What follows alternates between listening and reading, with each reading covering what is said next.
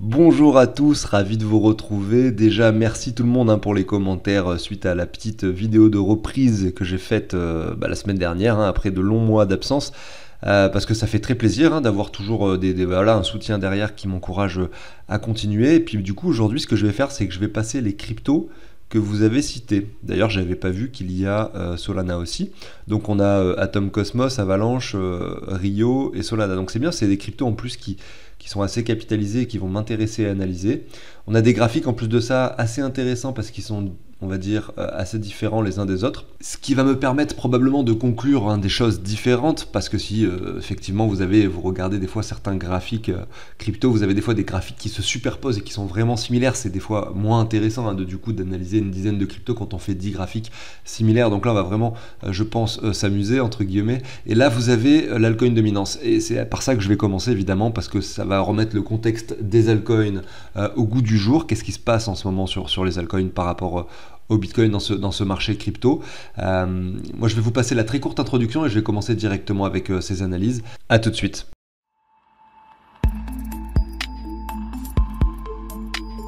Allez, on débute directement. Vous avez sur ce graphique, je le rappelle, qui est un graphique assez long terme, parce qu'à gauche, on était quand même en 2018. À droite, on est en 2024. Donc il s'est passé quand même 6 ans. Et vous avez eu le pic de 2018, donc évidemment le premier, entre guillemets, bull run que j'ai connu. Moi, je suis arrivé dans les cryptos, c'était dans cette phase-là. Et vous avez ensuite le pic de 2021. Alors, les altcoins ont eu plusieurs sommets, avec plusieurs euphories, notamment en mai 2021, le plus connu selon moi en tout cas, celui qui a fait le plus parler de lui. Et ensuite on a eu novembre 2021. Ce sont aussi les deux sommets du Bitcoin. Le Bitcoin avait touché 64 et 69 000 dollars à l'époque. Vous voyez qu'aujourd'hui on est sur les mêmes niveaux actuellement, ce qui est assez incroyable en fait, alors qu'on est encore dans une phase pré-bull market, pré-marché haussier je veux dire. Donc c'est assez intéressant. Et ensuite, on a refait un pic en janvier 2022, mais le Bitcoin de mémoire, non, il y avait encore eu une alt season, je m'en rappelle à cette époque-là. Et derrière tous les pics suivants, le Bitcoin avait déjà commencé à décliner. Par conséquent, les prix des altcoins avaient quand même déjà chuté dans ces périodes où finalement on était encore assez haut. Mais ce qui est très intéressant à voir sur ce graphique de l'algorithme dominant, c'est qu'une vraie adoption a été effectuée ici. C'est pour ça d'ailleurs que j'ai marqué à cet endroit-là adoption DeFi, que j'ai inclus sur mon graphique et que je garderai pour toujours, je pense, à cet endroit-là sur ce graphique TradingView. Effectivement, les altcoins ont explosé, vraiment littéralement explosé à ce moment-là. Et je pense qu'il y a un monde d'avant et un monde après. Donc quand je dis un monde avant, un monde après, c'est vrai que ça peut paraître bizarre peut-être pour beaucoup d'entre vous ou ceux qui ont rejoint les cryptos récemment. Et d'autres personnes d'ailleurs pourraient me poser la question, oui mais le prix, enfin en tout cas la valeur des altcoins par rapport au Bitcoin a déjà été aussi important à l'époque, alors qu'il y avait moins d'altcoins. Donc ça veut dire qu'elles étaient plus puissantes, et c'est vrai, mais finalement je représente ça comme étant une bulle, vraiment une bulle spéculative qui d'ailleurs s'effondre par la suite, puisqu'on a entre ce sommet-là et ce point bas un moins 80% environ. Alors que là, c'est le début de la Binance Smart Chain, en tout cas utilisable par le grand public.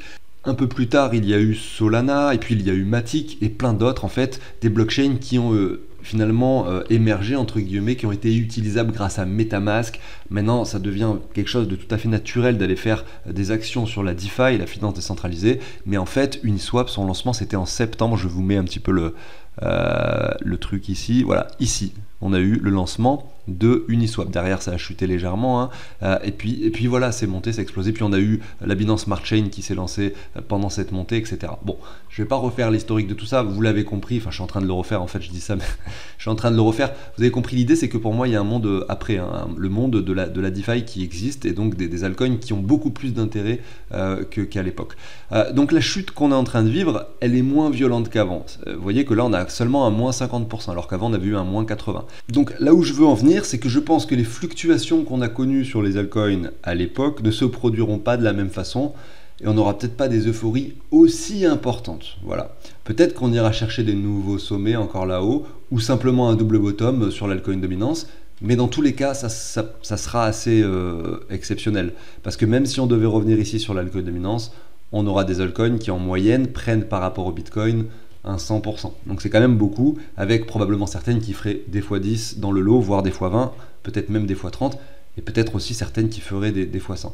J'ai modifié mon petit crash Covid, hein, j'en ai profité, je me suis trompé, le crash Covid c'était en mars 2020, parce que je m'en suis aperçu en pointant le lancement d'Uniswap. Bref, peu importe, c'est simplement pour ceux qui l'avaient remarqué, je le dis. Donc juste pour vous remettre le contexte, là on a quand même eu une altcoin dominance qui a énormément chuté, ce qui est assez prévisible après un bull market et dans les cycles de 4 ans qu'on connaît sur les cryptos et le Bitcoin.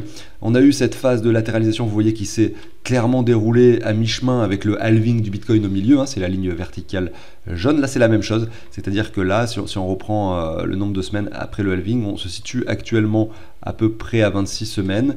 Si on reprend à l'époque, le vrai lancement du bull market s'est effectué 34 semaines après, donc on voit que c'est pas le même contexte graphique, mais malgré tout on peut supposer que d'ici 8 à 10 semaines, comme ce qu'on avait vu d'ailleurs sur le Bitcoin lors de la précédente émission, on peut avoir quelque chose qui se passe sur cette altcoin dominance et enfin une montée qui s'opère après ces longues semaines, ces longs mois de chute, hein. Voilà.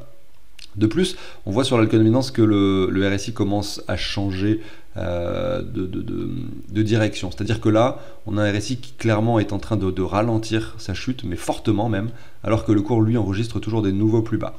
De plus, je continue toujours avec mes histoires d'analyse graphique, on observe qu'on est dans la zone de rechargement au niveau de l'alcoin dominance. Beaucoup d'éléments qui nous laissent penser que on est probablement à quelques semaines près, assez proche d'un bottom, s'il n'a pas déjà été atteint, sauf que bon...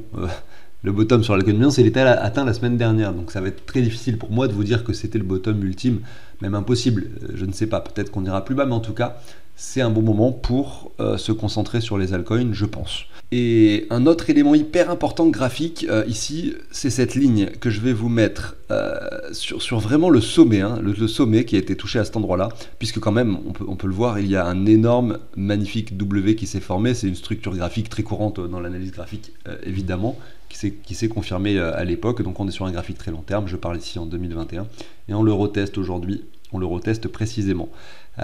Et ça, c'est pas quelque chose qu'il faut négliger, hein. Là, on est sur un graphique long terme, on a un W, une cassure et une confirmation de neckline, voilà. Donc c'est une analyse, c'est juste une information factuelle qu'on a sous les yeux. Je ne vais pas forcément tirer une conclusion de ça en vous disant c'est sûr que derrière on va avoir une folie qui va se dérouler avec des altcoins qui vont exploser. Non, c'est factuel, c'est juste un élément graphique très important à observer qui nous laisse penser que potentiellement c'est une bonne zone c'est un graphique, on se dit voilà, si ça c'était un actif, je sais pas, admettons ça c'est un actif lambda, d'ailleurs qu'on ignore totalement le nom et dont on s'en fiche, mais qu'on se dit voilà, on doit en acheter absolument, à quel moment faut en acheter, ça serait un bon moment de le faire maintenant en fait, hein, littéralement sur ce graphique.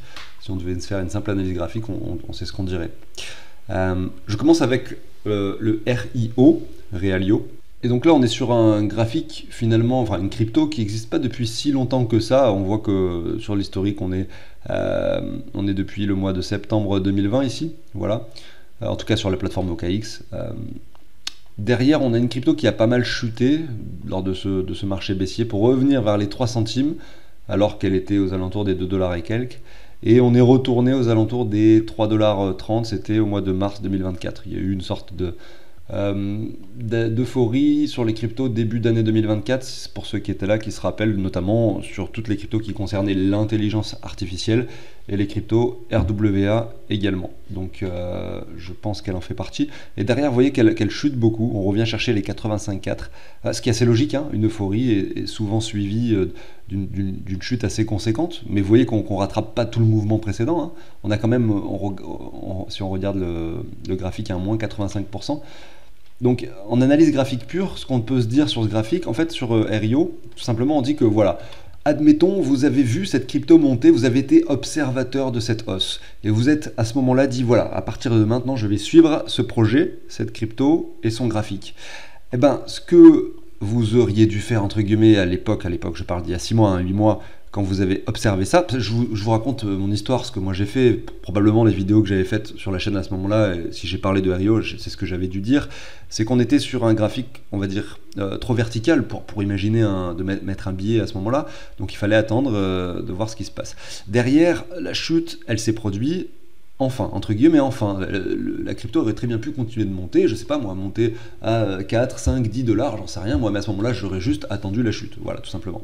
Peu importe jusqu'à quel prix elle serait allée, moi j'aurais attendu la chute. Maintenant, on peut dire que la chute a eu lieu, entre guillemets, parce qu'on est passé quand même, on a perdu 80, alors je l'ai dit tout à l'heure, 85%, je crois que j'ai dit ça. Effectivement, on est revenu dans cet espace de latéralisation qui sur laquelle le cours s'est arrêté lors de sa première hausse. C'était aux alentours du mois de décembre 2023. Et on est revenu chercher cette zone, en dessous de la zone de rechargement. Donc les premières zones d'achat sur quelque chose qui est aussi vertical, pour moi, c'est bien sûr la zone de rechargement. À partir des 1,26$, pourquoi pas remettre un palier à 71 centimes. Et effectivement, quand on a quelque chose d'aussi vertical, je pense qu'il faut quand même toujours se réserver un palier au 85,4, voire plus bas.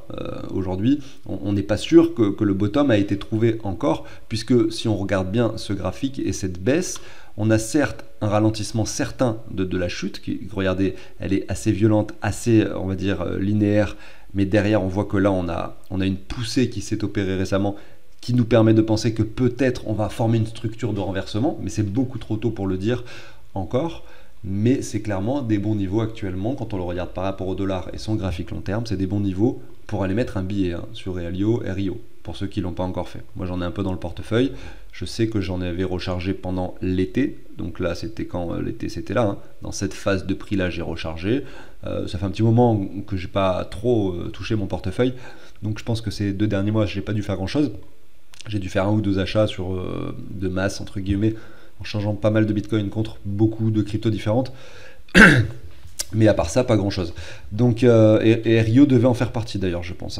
Je vais enchaîner avec la deuxième crypto, ça sera Avax. Avant ça, je vous montre le portefeuille, enfin l'outil que je vous partage. Ça va être assez rapide, c'est un outil.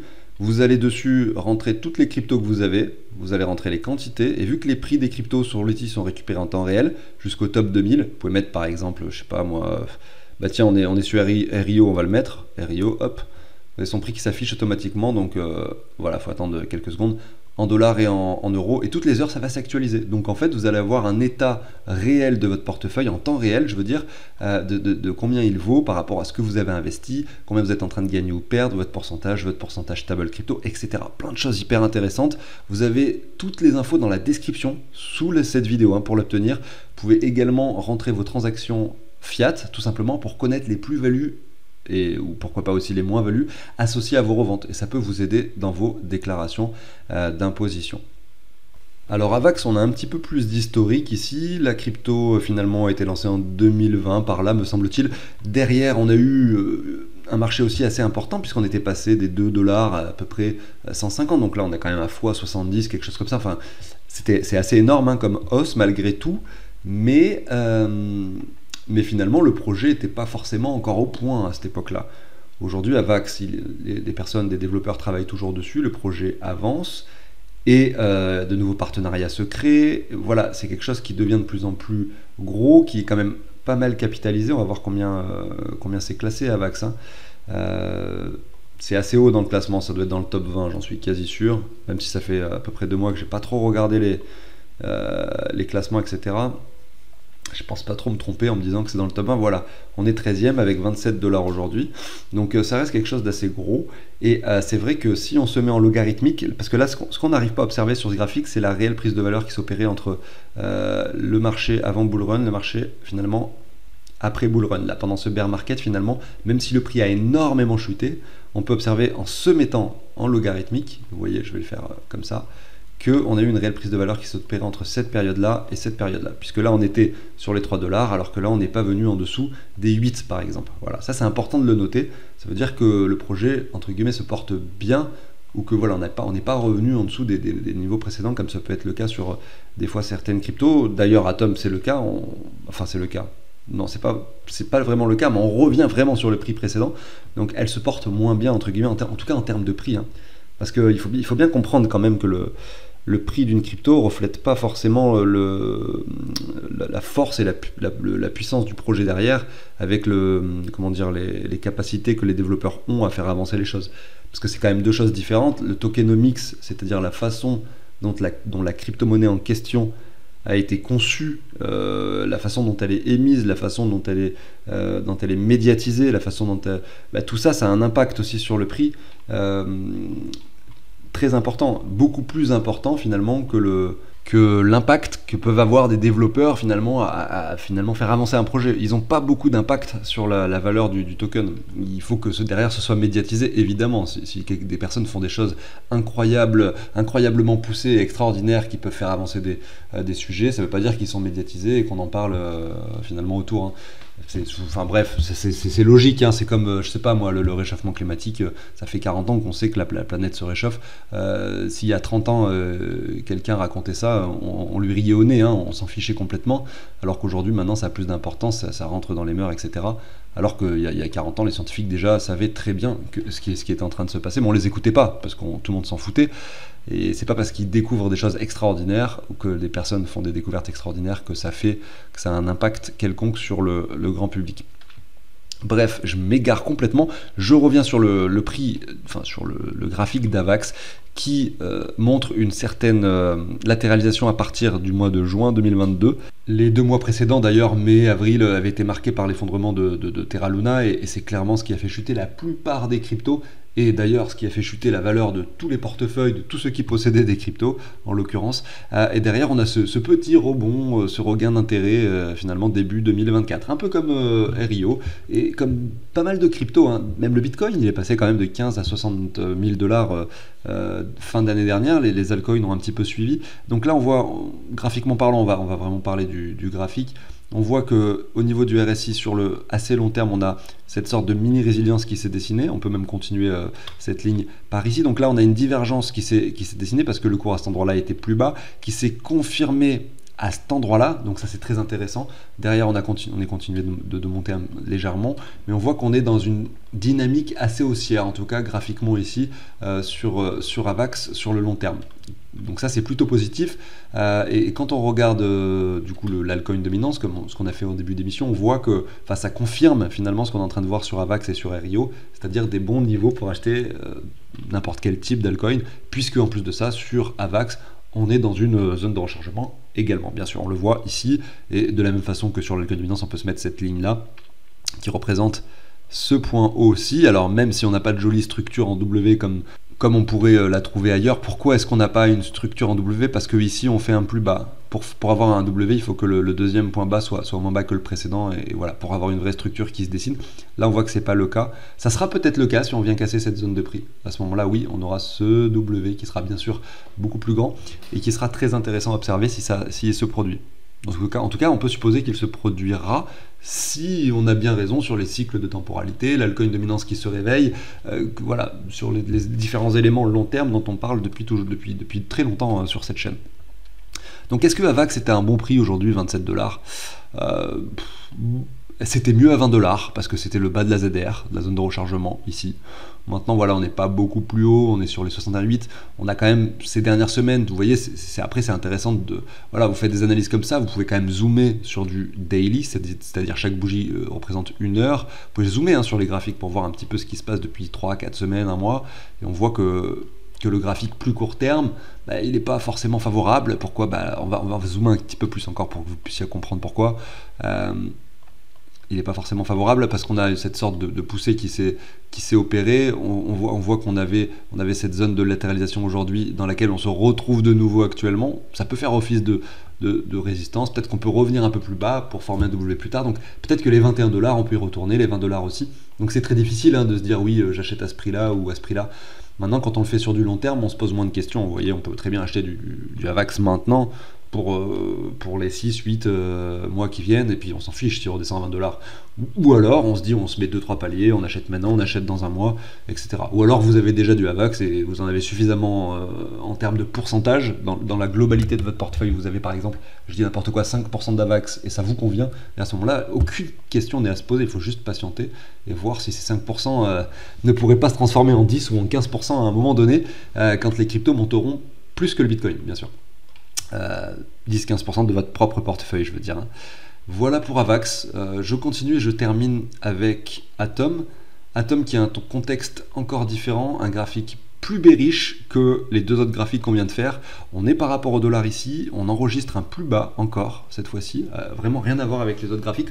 On est vraiment sur une crypto qui se comporte mal graphiquement, mais qui malgré tout nous dessine une sorte de résilience, entre guillemets, on ne sait pas trop, hein.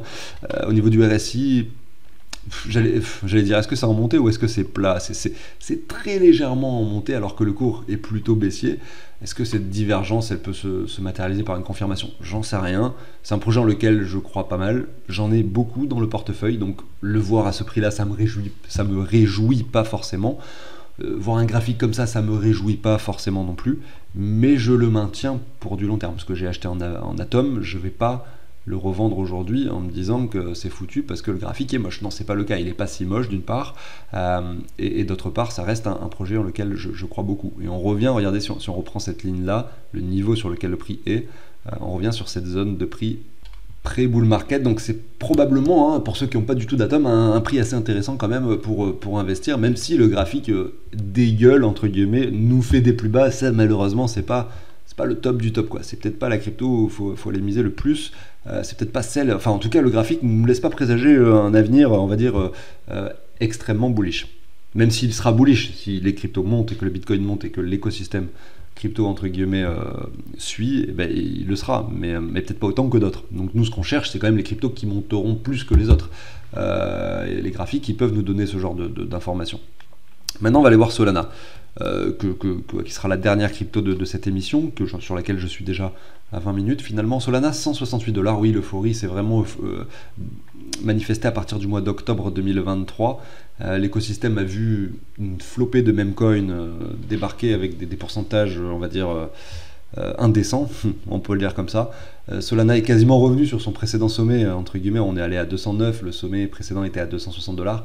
C'est extraordinaire, hein. C'était la crypto qui avait le plus chuté, vous voyez, à l'époque. C'est parce que voilà, l'effondrement de la plateforme FTX qui peut entre guillemets posséder beaucoup de Solana, ça fait peur à beaucoup de monde qui ont revendu leur Solana, qui se disaient que de toute façon ça allait fortement chuter, ce qui a été le cas. On est revenu sur les 8 $, c'était extrêmement bas pour cette crypto qui était une crypto, on va dire, d'avenir, dont plus personne ne croyait ici, hein. Et là, pour le coup, je dois le dire, c'est pas mon cas, c'est pas le cas à chaque fois, mais là, je me suis vraiment mis en tête de recharger énormément de Solana, notamment vers les 30 $, j'avais rechargé beaucoup, et aussi, et je dois le dire, c'est assez rare que j'arrive à saisir des achats aussi beaux, aux alentours des 13-15 $. Je l'ai pas acheté à 8, je l'ai pas acheté en dessous de 10 $, voilà, mais quand même, j'ai saisi des achats en très grosse quantité sur des prix très intéressants. Donc après, on a eu une réelle euphorie qui s'était opérée sur Solana, hein, c'était incroyable. Donc la chute finalement est pas si choquante, elle manifeste simplement la suite logique d'une euphorie telle qu'on l'a connue en 2021. Maintenant, on se reprend, on voit que cette chute finalement était que anecdotique, que derrière ça remonte fortement, que l'écosystème est en pleine expansion, évolution, que beaucoup de personnes maintenant interagissent dans cet écosystème avec dans la DeFi, etc. Dont moi, hein, qui le faisais déjà avant avec Stephen, pour ceux qui connaissent. En tout cas, le prix aujourd'hui de Solana est beaucoup moins intéressant que les cryptos que j'ai passés avant pour un investissement. Si on devait investir aujourd'hui, disons que quand je vois ce graphique, vous voyez que lorsqu'on se met une sorte de Fibo qui nous montre une ZR, on voit qu'on y est très loin. La ZR, elle est entre les 85 et les 51 $. Aujourd'hui, on est sur les 23,6, même en dessus.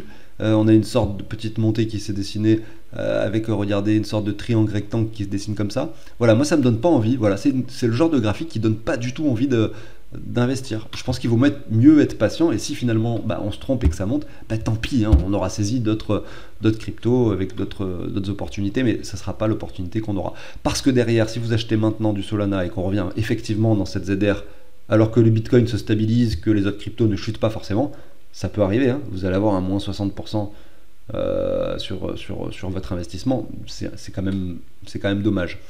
Vous avez beaucoup plus de risques de perdre de l'argent en achetant des choses qui sont sur des niveaux importants comme ça, qu'en achetant des choses qui sont sur des zones de rechargement, tout simplement. Voilà.